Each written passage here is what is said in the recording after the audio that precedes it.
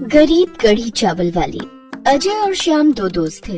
दोनों पार्टनरशिप में एक बड़ा सा होटल चलाते थे, लेकिन अजय श्याम से बहुत जलता था। उसकी नजर होटल में श्याम के आधे हिस्से पर थी। एक दिन श्याम जब होटल से घर लौटा, अरे सुनती हो बंटी की माँ, देखो मैं आज तुम्हारे लिए क्या लाया हूँ। क्या बात है बंटी के पापा, आज आप बहुत खुश लग रहे हैं। मेरे लिए क्या लेकर आए हैं? मैं तुम्हारे लिए सोने का हार लाया हूँ।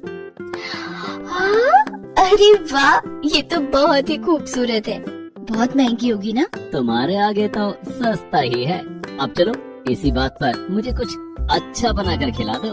ठीक है, आज मैं आपको कढ़ी चावल बनाकर खिलाऊंगी, जिसे खाकर आपका दिल खुश हो जाएगा। रेखा ने रात के खाने में कढ़ी चावल बनाए। उसने खूब प्यार से पकौड़ा और कढ़ी दोनों तैयार किया। जब सब खाने बैठे, माँ, आपने कितने स्वादिष्ट कढ़ी चावल बनाए, मजा आ गया। अगर कढ़ी बची हो तो कल मुझे स्कूल ले जाने के लिए यही दे देना। सच में रेखा, कढ़ी का स्वाद तो लाजवाब है। शादी से पहले कहीं तुम किसी बड़े होटल में शेफ तो नहीं थी? श्याम की बात सुनकर सब हंसने लगते हैं। श्याम की माँ जानकी भी कढ़ी चावल की तारीफ करते हुए कहती है, मेरी बहू के हाथों में जादू है। इसके हाथ के बने कढ़ी चावल खाकर उंगलियां चाटते रह जाओगे। बहू, मेरे लिए थोड़ी कढ़ी रख देना, मैं कल भी यही खाऊंगी। हाँ रेखा, मैं भी कल लंच में कढ़ी चावल लेकर जाऊंगा। ठीक है, आज तो कढ़ी खत्म हो गई है। मैं कल सुबह आप सबके लिए फिर से कढ़ी चावल बना दूंगी। दूसरे दिन रेखा सुबह उठकर पूरे परिवार के लिए फिर से कढ़ी चावल बनाती है और सबको कढ़ी चावल देती है। सब कुछ ठीक चल रहा था। एक दिन जब श्याम होटल पहुंचा, श्याम, कहाँ जा रहे हो?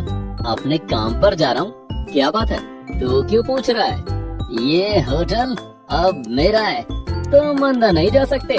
इस होटल में अब तुम्हारी कोई हिस्सेदारी नहीं है। ये तू कैसी बातें कर रहा है? तूने खुद इस होटल का अपना हिस्सा मेरे नाम किया है। यकीन नहीं होता तो ये पेपर्स देख ले। श्याम जब पेपर्स देखता है तो उसमें सचमुच में उसके साइन थे। पेपर में लिखा था कि मैं अपना हिस्सा अजय को दे रहा हूँ और ये होटल छोड़ रहा हूँ। दरअसल अजय ने अपने हाथों से श्याम के साइन करके धोखे से उससे उसका हिस्सा हड़प लिया था। ये सब देखते ही श्याम वहीं गिर जाता है और तड़पने लगता है। रेखा को जब इस बात का पता चला तो वो उसे लेकर अस्पताल आई। कोई गहरा सदमा लगने के कारण इन्हें पैरालिसिस हो गया है। इन्हें इलाज और आराम की जरूरत है। श्याम के अलावा घर में कोई और कमाने वाला नहीं था। श्याम के इलाज में धीरे धीरे सारे पैसे खर्च हो जाते हैं। घर की ईएमआई भी नहीं भर पाने के कारण उन सबको घर छोड़ना पड़ता है। अब श्याम और उसका परिवार एक छोटी सी झोपड़ी में रहने लगा था। उनके दिन बहुत गरीबी में गुजर रहे थे। एक दिन, मैं क्या करूं माँ जी, कुछ समझ में नहीं आता। अब सारे पैसे खत्म हो गए हैं। बंटी के पापा का इलाज कैसे होगा? बंटी की पढ़ाई छूट गई, घर में खाने को पैसे नहीं है। भगवान आखिर हमसे चाहता क्या है? रेखा बहू, ये वक्त हिम्मत हारने का नहीं, बल्कि हिम्मत से काम लेने का है। तुम्हें श्याम ने एक सोने का हार दिया था ना? हाँ माँ जी। तुम उस हार को बेच दो। उससे जो पैसे मिलेंगे उन पैसों से कढ़ी चावल बनाकर बेचना शुरू कर दो। तुम्हारे हाथ के बने कढ़ी चावल बहुत स्वादिष्ट होते हैं। अपने इस हुनर का इस्तेमाल करने का वक्त आ गया है। मुझे पूरा विश्वास है कि लोगों को तुम्हारे हाथ के बने कढ़ी चावल बहुत पसंद आएंगे। ठीक है माँ जी, लेकिन मैं कढ़ी चावल बेचूंगी कैसे? क्या मुझे ठेला लगाना पड़ेगा? बंटी की साइकिल है ना, उसकी साइकिल पर रखकर कढ़ी चावल बेचना। ठीक है माँ जी। दूसरे दिन रेखा सुनार की दुकान पर जाती है और अपना सोने का हार बेच देती है। उससे जो पैसे मिलते हैं उन पैसों से वो ढेर सारा बेसन, दही, मसाले, चावल और थोड़े से बर्तन खरीदती है। दूसरे दिन रेखा काफी सारा कढ़ी चावल बनाती है। वो एक पतीली में कढ़ी और दूसरी पतीली में चावल रखकर साइकिल पर लेकर निकल पड़ती है। वो पूरे शहर में घूम घूम कर कढ़ी चावल बेचने लगती है। ए कढ़ी चावल वाली, कढ़ी चावल कैसे दिए? जी, 25 रुपए की हाफ प्लेट और 50 रुपए की फुल प्लेट। ठीक है, एक फुल प्लेट कढ़ी चावल दे दो। ये लीजिए। अरे वाह, क्या कढ़ी चावल बनाए। ऐसा लग रहा है मानो मेरी दादी ने बनाया हो। मेरी दादी बहुत स्वादिष्ट कढ़ी चावल बनाती थी। तुम्हारे हाथ के बने कढ़ी चावल खाकर मुझे मेरी दादी की याद आ गई। ऐसा करो, 2 प्लेट कढ़ी चावल पैक कर दो। अपने बच्चों को खिलाऊंगा। और उन्हें बताऊंगा कि तुम्हारी दादी भी ऐसी ही कढ़ी चावल बनाती थी। जी साहब, अभी पैक कर देती हूँ। इस तरह रेखा घूम घूम कर कढ़ी चावल बेचने लगी। लोगों को उसकी कढ़ी चावल बहुत पसंद आने लगे। साइकिल पर घूमते घूमते रेखा अजय के उसी होटल के सामने पहुंची जहां उसका पति श्याम पार्टनरशिप में काम करता था। रेखा को एक छोटी सी साइकिल पर कढ़ी चावल बेचते हुए देखकर अजय ने रेखा का मजाक उड़ाना शुरू कर दिया। वो देखो, कल की सेठानी आज साइकिल पर कढ़ी चावल बेच रही है। बेचारी, ये काम भी करना पड़ेगा, इसने कभी सोचा नहीं होगा। अजय दूसरे ग्राहकों से कहने लगा, वो देखिए, वो औरत कितनी छोटी सी साइकिल पर कढ़ी चावल बेच रही है। उसका पति बेहद निकम्मा और कामचोर होगा, तभी तो उसे ये काम करना पड़ रहा है। रेखा ने अजय को उसकी बदतमीजी का कोई जवाब नहीं दिया। अजय, तुझे तो वक्त जवाब देगा। कहते हैं ना कि समय बहुत बलवान होता है, एक दिन मेरा समय भी आएगा। रेखा दूसरे दिन भी अजय के होटल के सामने गई और अपनी साइकिल वहीं खड़ी कर कढ़ी चावल बेचने लगी। वो ग्राहकों को बुलाने के लिए आवाजें लगाने लगी। आइए आइए, स्वादिष्ट कढ़ी चावल खाइए, 25 रुपए में हाफ प्लेट और 50 रुपए में फुल प्लेट। रेखा की आवाज सुनकर अजय के ग्राहक उसकी तरफ जाने लगे। अरे वाह, 25 रुपए में कढ़ी चावल। होटल में महंगा खाने से अच्छा है कि सस्ते कढ़ी चावल खा लो। अरे हाफ प्लेट कढ़ी चावल लगाना। ये लीजिए साहब। उस ग्राहक ने जैसे ही एक चम्मच कढ़ी चावल खाया, वाह वाह वाह वाह, क्या स्वाद है। बिल्कुल घर जैसा स्वाद है भाई, वाह। इतने अच्छे कढ़ी चावल साइकिल पर मिल रहे हैं और वहाँ बड़े से होटल के अंदर एसी में बैठकर भी अच्छा खाना नहीं मिलता। 25 रुपए में पेट भी भर गया। सुनिए, मैं यहाँ अकेला रहता हूँ, रोज इस होटल में खाना खाने आया करता था, लेकिन ये खाना बहुत महंगा है। आपके कढ़ी चावल स्वादिष्ट भी हैं और सस्ते भी हैं। अब से आप यहाँ रोज आना, मैं रोज आपके कढ़ी चावल खाऊंगा। ठीक है, मैं यहाँ रोज आऊंगी। अब रेखा रोज अजय के होटल के सामने आकर कढ़ी चावल बेचने लगी। धीरे धीरे रेखा के ग्राहक बढ़ने लगे। कई ग्राहक तो ऐसे भी थे जो रोज उसके कढ़ी चावल खाया करते थे। शाम होते होते रेखा की सारी कढ़ी चावल बिक जाते। धीरे धीरे लोगों ने अजय के होटल में जाना भी छोड़ दिया। उसके सारे ग्राहक अब रेखा के कढ़ी चावल खाने लगे। रेखा की अच्छी कमाई होने लगी। रेखा ने श्याम का इलाज फिर से शुरू करवा दिया। धीरे धीरे श्याम ठीक होने लगा। बंटी भी स्कूल जाने लगा। इधर अजय का होटल का व्यवसाय घाटे में जाने लगा। वो सारा दिन अपने होटल पर ग्राहकों का इंतजार करता रहता। आज सुबह से एक भी ग्राहक नहीं आया। कई दिनों से ऐसा ही चल रहा है। अगर कुछ दिनों तक ऐसा ही चलता रहा तो बहुत जल्दी मैं सड़क पर आ जाऊंगा। मुझे इस कढ़ी चावल वाले का कुछ करना पड़ेगा। अजय ने एक प्लान बनाया। इधर शाम को जब रेखा घर पहुंची तो उसने जानकी और श्याम को सारी बातें बताई। तुम चिंता मत करो रेखा, मैं कुछ करता हूँ। मैं अजय को उसके धोखे की सजा दिलाकर रहूंगा। तुम रोज की तरह कल भी साइकिल पर कढ़ी चावल लेकर जाना। श्याम ने रेखा के कान में कुछ कहा। ठीक है, मैं ऐसा ही करूंगी। दूसरे दिन रेखा साइकिल पर कढ़ी चावल लेकर होटल के सामने पहुंची तो अजय के कुछ गुंडों ने वहां आकर साइकिल पर रखी कढ़ी चावल की पतीली सड़क पर गिरा दी। लेकिन सभी ये देखकर हैरान हो गए कि पतीली तो खाली थी। पतीली में कढ़ी चावल नहीं था। उसी समय श्याम पुलिस के साथ वहां पहुंच गया। गुंडों को पुलिस ने पकड़ लिया। हमें माफ कर दीजिए साहब, हमने कुछ नहीं किया। ये सब अजय ने हमसे करवाया है। उसी ने कहा था कि रेखा के कढ़ी चावल सड़क पर गिरा देना। इस काम में उसने हमें 2000 रुपए भी दिए हैं। उस गुंडे ने 2000 रुपए निकालकर पुलिस को दे दिए। ये सब सुनकर रेखा ने अजय से कहा, मुझे पहले से ही पता था कि तुम मेरे साथ कुछ गलत जरूर करोगे, इसलिए आज मैं खाली पतीली लेकर आई थी। अजय श्याम को अपने सामने देखकर डर गया। क्यों अजय, तूने क्या सोचा था कि मैं हमेशा के लिए बीमार हो गया? मेरी पत्नी ने कढ़ी चावल बेचकर मेरा इलाज करवाया है। अब मैं ठीक हो गया हूँ। मैं तुझे तेरी काली करतूतों की सजा दिलवाऊंगा। इतने में श्याम के वकील भी होटल के पेपर्स लेकर वहां पहुंच गए। मिस्टर अजय, मिस्टर श्याम ने आपके खिलाफ धोखाधड़ी और फर्जीवाड़े का केस किया है कि किस तरह आपने धोखे से इनका साइन करके इनके हिस्से का आधा होटल हड़प लिया। अब आपसे कोर्ट में मुलाकात होगी। अजय का होटल का कारोबार पहले से ही ठप पड़ा था। अब उसे कोर्ट के चक्कर भी लगाने पड़ रहे थे। उसके पास इतने पैसे नहीं थे कि अपने लिए एक अच्छा वकील कर सके और उसकी फीस दे सके। अजय कमजोर पड़ जाता है और अदालत के सामने अपनी गलती कबूल कर लेता है। श्याम को होटल में से उसकी आधी हिस्सेदारी वापस मिल जाती है। श्याम और रेखा ने अजय का आधा हिस्सा भी उससे खरीद लिया। अब हम दोनों इस होटल में कढ़ी चावल बेचेंगे और वो भी सस्ते रेट पे। हाँ रेखा, तुम ठीक कह रही हो। तुम्हारे कड़ी चावल की वजह से हमारे अच्छे दिन वापस लौट आए हैं। श्याम और रेखा मिलकर अपने होटल में कढ़ी चावल बेचने लगते हैं। रेखा के पहले से बंधे बंधाए कस्टमर अब कढ़ी चावल खाने होटल आने लगते हैं। होटल में हमेशा ग्राहकों की भारी भीड़ लगी रहती। दोनों की खूब अच्छी कमाई हो रही थी। अब श्याम भी कढ़ी चावल बनाने में रेखा की मदद करता। उनकी दिन दुनी रात चौगुनी तरक्की हो रही थी।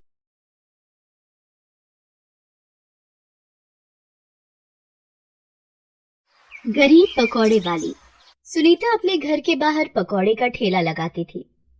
पकौड़े ले लो, पकौड़े, ताजी सब्जियों के गर्मा गर्म पकौड़े, आलू प्याज पालक मूंग दाल के पकौड़े, 20 रुपए में 250 ग्राम पकौड़े।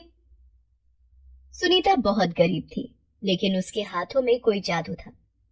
उसके बनाए हुए पकौड़े बहुत स्वादिष्ट और लाजवाब होते थे। अरे वाह चाची, तुम्हारे हाथों में तो जादू है। पकौड़े बहुत लजीज बने हैं। धन्यवाद भैया।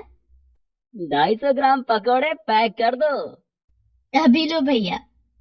सुनीता के बनाए हुए पकौड़े खाने के लिए लोग दूर दूर से आते थे। उसके ठेले पर हमेशा लोगों की भीड़ लगी रहती थी। अरे भाई, ये पकौड़े वाली क्या लाजवाब पकौड़े बनाती है। जो भी एक बार चख लेता है वो बार बार इसके पकौड़े खाने आता है। अच्छा, ऐसी बात है। मैं भी खाकर देखता हूँ इसके पकौड़े। सुनीता के पति बीमार रहते थे। पहले वही पकौड़े का ठेला लगाते थे, लेकिन बीमारी के कारण वो काम नहीं कर पाते थे।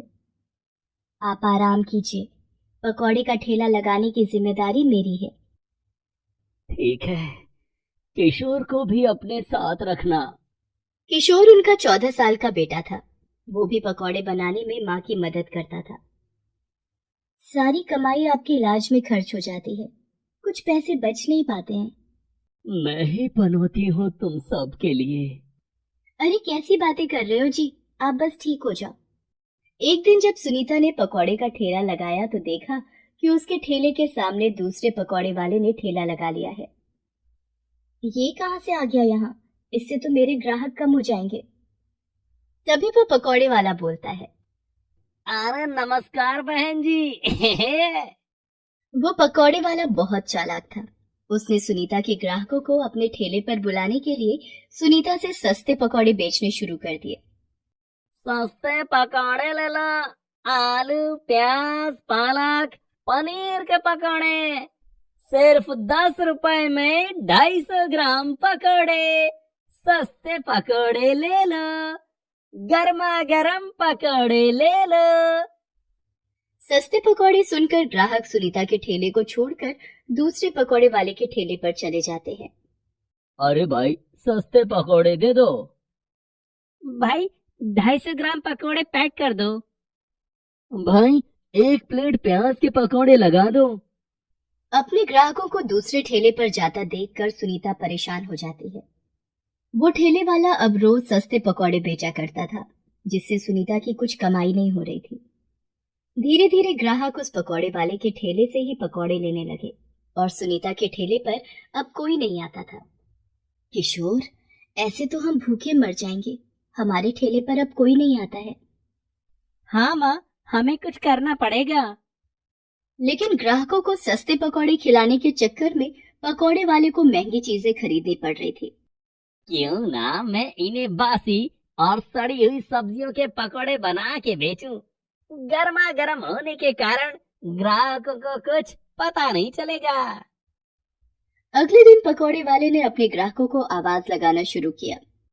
गर्मा गर्म पकौड़े ले लो, ताजी सब्जियों के सस्ते पकौड़े ले लो, सस्ते पकौड़े ले लो, 10 रुपए के 100 ग्राम पकौड़े। पकौड़े वाले के ठेले पर ग्राहकों की भीड़ लग गई। लोग पकौड़े खरीद कर घर ले जाने लगे। तभी उस पकौड़े वाले के ठेले के सामने एक गाड़ी आकर रुकी और उसमें से 3 लड़के बाहर आए। अरे भाई 3 प्लेट पालक के पकोड़े लगा दे। अभी लाया मालिक। वो लड़के वही पकौड़े के साथ शराब पीने लगे, जिसे देखकर सुनीता उन लड़कों से बोली, भाई साहब यहाँ शराब मत पीजिए, मैं एक महिला हूँ और यहाँ पकौड़े का ठेला लगाती हूँ। शराब की बदबू के कारण कोई ग्राहक इधर नहीं आएगा। ये सुनकर उन तीनों में से एक लड़का कहता है, तो हम क्या करें, तेरे ठेले पर तो वैसे भी कोई नहीं है। हम तो इसके ठेले पर खड़े हैं, तुझे बहुत दिक्कत है, तू अपना ठेला यहाँ से हटा ले। इतना कहकर तीनों लड़के हंसने लगते हैं और वो पकौड़े वाला भी हंसने लगता है। वो पकौड़े वाला भी कहता है, साहब इसके ठेले पर तो कोई ग्राहक नहीं आता।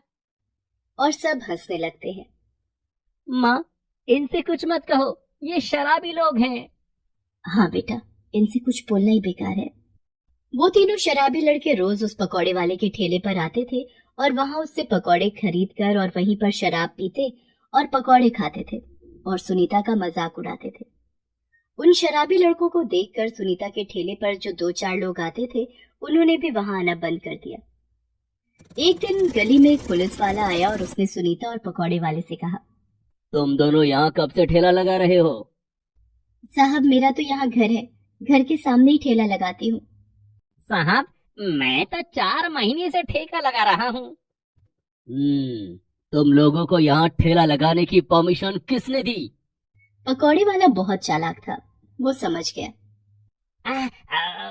मैं समझ गया। साहब परमिशन तो किसी ने नहीं दी, लेकिन आप है ना, जब आप हमारे साथ हैं तो हमें किसी से पूछने की क्या जरूरत है। चल 1 प्लेट पकोड़े लगा। साहब आप तो बस गर्मा गर्म पकोड़े खाओ और आपको तो पैसे भी देने की कोई जरूरत नहीं है। सुनीता की कोई कमाई ना होने के कारण वो उस पुलिस वाले को फ्री में पकौड़े नहीं खिला पाती थी। वो पुलिस वाला किसी न किसी बात को लेकर सुनीता को परेशान करता रहता था। ये ठेला हटा ले यहाँ से, वरना मैंने हटाया ना तो बहुत भारी पड़ेगा। जी जी मालिक, हटा लूंगी। पति की बीमारी से पहले से ही परेशान सुनीता अब उस पकौड़े वाले और पुलिस वाले और उन शराबी लड़कों से बहुत परेशान रहने लगी थी। इधर पकौड़े वाले के ठेले पर रोज आने वाले ग्राहकों ने उसके पकौड़ों की शिकायत करनी शुरू कर दी। भाई कल तुम्हारे पकौड़ों का स्वाद कुछ अच्छा नहीं था। अरे भैया उसमें अमचूर मसाला और नींबू मिलाया था टेस्ट के लिए। अब आज के पकौड़े खा कर तो देखो, बहुत ही स्वादिष्ट बने हैं। इस तरह बातें बनाकर पकौड़े वाले ने उस ग्राहक को और पकौड़े बेच दिए।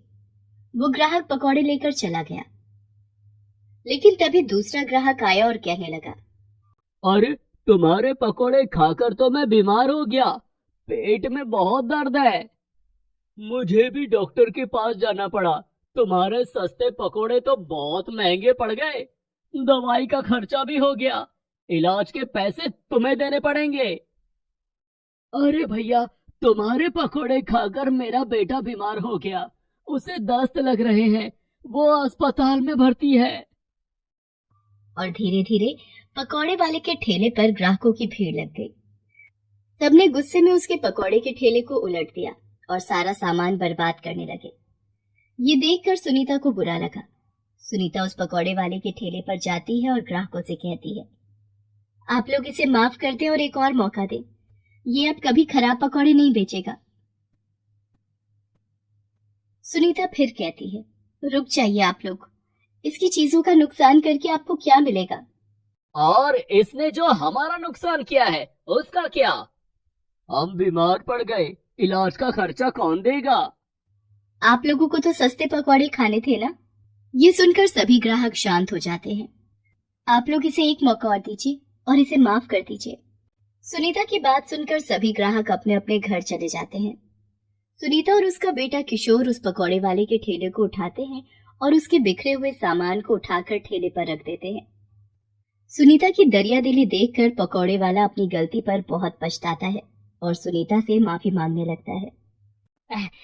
बहन मुझे माफ कर दो, मैंने तुम्हारे साथ बहुत गलत किया, फिर भी तुमने मेरी मदद की। मैं कितना गलत था। कोई बात नहीं भाई साहब, गलती तो इंसान से ही होती है। बहन, अब हम अलग अलग ठेला नहीं लगाएंगे, अब हम दोनों एक साथ मिलकर ठेला लगाएंगे और हम ताजी और फ्रेश सब्जियों के पकौड़े बनाएंगे। ठीक है भाई साहब। उस दिन के बाद से सुनीता और पकौड़े वाले ने मिलकर पकौड़े का ठेला लगाना शुरू किया और फ्रेश और ताजी सब्जियों के पकौड़े बेचने लगे। अब उनकी दुकान पर पहले की तरह ग्राहक आने लगे थे और दोनों जो कमाते आपस में आधा आधा बांट लेते थे। कुछ दिनों के बाद वो तीनों लड़के पकौड़े वाले के ठेले पर आए और पकौड़े लाने उनके ठेले पर गए। एक लड़के ने सुनीता के बेटे किशोर से कहा, ए लड़के, पकोड़े लगा 3 प्लेट। वे तीनों भाई शराब पीने ही वाले थे कि तभी पकौड़े वाला वहां आया और उनसे बोला, साहब, आप कहीं और जाकर शराब पीजिए, यहाँ शराब पीना मना है और आपको पकोड़े भी नहीं मिलेंगे। हमसे जबान लड़ाता है, तुझे पता है हम कौन है? तभी वहां खड़े दूसरे ग्राहकों ने उन तीनों लड़कों को पीट पीट कर वहां से भगा दिया और उस घूसखोर पुलिस वाले को भी अब फ्री में पकौड़े मिलने बंद हो गए थे। सुनीता के बेटे ने पकौड़ों की होम डिलीवरी भी शुरू कर दी थी। बेटा देख, 2 किलो पालक के पकौड़ों का ऑर्डर आया है, जा डिलीवरी करा। जी माँ, अभी जाता हूँ। सुनीता और पकौड़े वाला ग्राहकों से फोन पर ऑर्डर लेते और किशोर उनके घर तक पकौड़े डिलीवर कर देता था। उनके पकौड़ों की चर्चा दूर दूर तक होने लगी थी। वाह भाई, इनके पकोड़े तो पहले से भी ज्यादा टेस्टी लग रहे हैं। हाँ भाई, मजा आ गया। मैं तो 1 किलो पकोड़े अपने बीवी बच्चों के लिए पैक करवा के घर ले जा रहा हूँ। दोनों का पकौड़ों का बिजनेस अच्छा चलने लगा था। दोनों ने मिलकर पकौड़ों की एक छोटी सी दुकान खोल ली थी, जिसमें पकौड़ों की कई वैरायटी मिलती थी।